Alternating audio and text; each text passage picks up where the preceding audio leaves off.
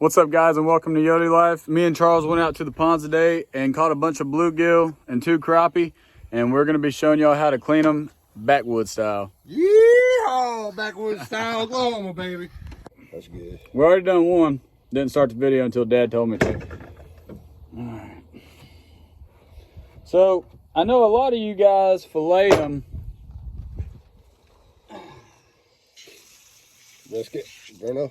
Yeah, you want me to spray Which is fine because I like filleted as well. But growing up, we didn't fillet fish because we didn't like wasting meat. But what we did do is take you a spoon, and I always start from the back like this. Just like so. Here, Charles, grab that camera and show these boys how it's done. All right. Finish spraying with Bruno. There we go. Now, what's the point of scaling them alive? What's the point of scaling them alive? Yeah, you don't want to cut the gut out first, and I don't want to wait for the damn thing to die, because that could be hours on end, and I'm hungry right now. Right.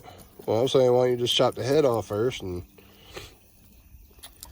because I like to make sure I can get as much meat out of it as I can. All right. And I want it to all be scaled.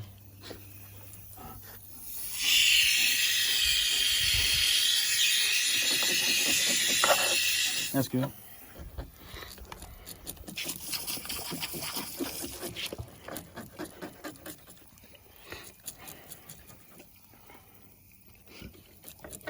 So I just took a back of a knife to scale those. Yeah, you can do it that way too. I like using a spoon better. Right. That's just me. Well, that's a nice little trick. Mm-hmm. You won't call it that. Yeah. After that, you want to rinse it off quick. Make sure your dog doesn't get a hold of it, though. Come on, Bruno.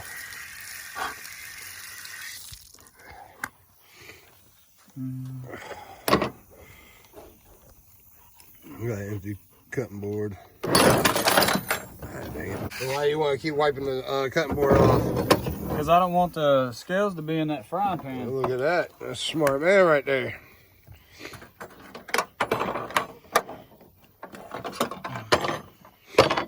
So after you scale it, and this is a bluegill, by the way. After you scale it, what I like to do is come up here, make my cut. I'll go behind this side fin right here. With fingers. Behind it just like that. And then come on up. Then I'll flip them on over and do the same thing. I want as much meat off this fish as I can get. There's some Alabamians, you know. Yeah, that's how we do it in Alabama, where the poor folks live. Not everybody in Alabama's poor. We grew up poor, though. And if you ask me, that's the best way to come up, because it teaches you how to do your money, even though I wasn't the smartest in the beginning. Is that right? You want to cut off this back dorsal fin right here. Right there. Get that bad boy out the way. And then go from the poop hole, the poop chute. Oh, shit. That knife's sharp. You got to be careful, too. You got to come up from the poop chute and gut it. And then you pull all those guts out just like that. Just like that. And it's slippery. Now he's over here showing us how to butcher them up and cut them up. I'm going to show y'all how to cook them in a little while. Mm-hmm. Teach you a little something about a brine. Yeah. If I can quit dropping it, man, he is slimy. You want to spray that out really good.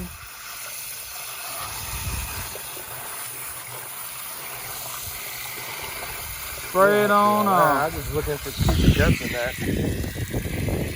Spray them all off. Nice and clean.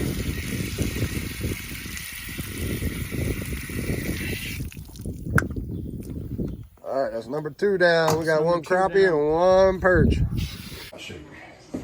All right, guys, we're in here at my buddy's kitchen, and we're going to get the fish taste. Not all of it. You don't want to get all of it out, but the majority of it out. That's all. All right, I already got salt out. Oh, did you? Yeah. So use some water, some salt. Get that in there real good. Here, hold it sideways like that.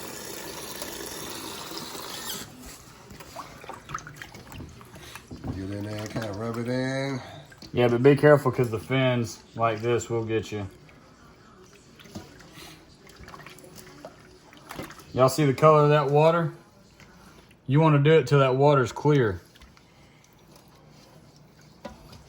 Ah, son. Clean this up a little bit, damn it.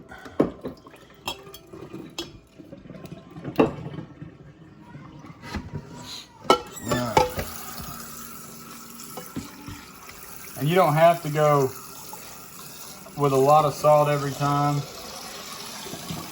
especially if you're low on salt.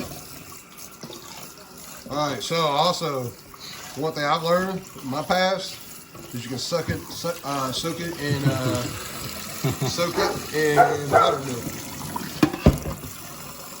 as well. But yeah, that's probably the best way to do it when it comes to kind of hurrying up, getting it done. And this is definitely not sauteing. Yeah, I was calling it sauteing earlier. Yeah, never mind my kitchen. It's a mess right now. It's getting kind of clear. I'm gonna do it one more time. Waste my salt. I'm not putting a lot. I know. Usually I use a lot more salt than that. Now you can use regular old table salt or kosher salt. I prefer the kosher salt, but right now all we got is table salt. All right, so we got that going pretty good. We're gonna do another couple more rinses, it looks like. Get that nice and cleaned out. All right, so we got a nice clean Blue Gill and crappie. Yeah, we got our redneck fillets nice and clean. Yeah. Oh yeah. God, that's a big head, man. Oh yeah. All Alright, so now we're gonna be filming Charles because he's gonna show us how he does it. All right, well, so for this, I'm gonna do a little quick brine, which if you know anything about cooking, it's just equal parts salt and sugar. Okay. Here, hang on, let me flip it around. I don't care if you're a guest or not. Okay. So a brine is equal parts sugar and salt, right? So if you're doing like a cup of each, it's going to be a gallon of water. But we're only doing a half a cup or a quarter cup of each, right? So I'm going to take this, and where's the so I added salt and sugar. All right, I'm going to add a little hot water. All right, sorry, kitchen's a mess. So we're going to do about 2 cups. All right, I'm gonna let you do it. I don't know how much that is. All right, so normally I don't really ever use measuring utensils, but today I am. All right, so we're gonna let that go. We're gonna mix it all up, a little hand mixing. Okay. He picked his boogers and didn't wash his hands. It ain't gonna taste that good, but watch what it does to it. So we're gonna dump that over this. This is gonna help. Also, like what you did earlier in the first episode, it's gonna be like a marinade almost. Okay. It's gonna help get that mud flavor out of the fish. And that's exactly what a lot of people think the problem is when it comes to cooking pond fish, cattle pond fish, is the muddy flavor and the nastiness, right? Yeah. So we're trying to get all that flavor out of there. Bruno, right out of the kitchen. Go. Out of the kitchen. I will beat you. All right. My hands. Okay. So we got that brine going on right now. We're going to do this. All right. We're going to put it back in the fridge. Look at this good boy. Look at this good boy. Toss it in there. You got your wet hand right here, and then you got your dry hand. To avoid any kind of real issues. I personally like cornmeal. Some people like Ritz crackers. Some people just like flour. Some people like tempura batter. It doesn't matter. It's whatever you're into, really. But me, being from the South, I like my little fish fry with cornmeal. Dude, that bad boy, look at that. That's a nice thickening right there. Look at that meat. Look at that. You see that? Let me see if I can. I mean, you got a little bit of here, a little bit of there, but more on this side. It's going to be a good piece of fried fish right there. Well, all right, guys, we're going to fry these up, and then we'll wind up jumping back on here and show you what it looks like. Just in case, like, you know, obviously my allergies are kicked in, so I'm not going to have the best taste buds, but, you know, I'll let Jason, or whatever your name is, James. He's done called me Jason like 8 times a day. I do that just for fun. All right, where's the next big bad boy at? Right, because you couldn't resist making me look bad. Pretty daggum good. See you next time. All good.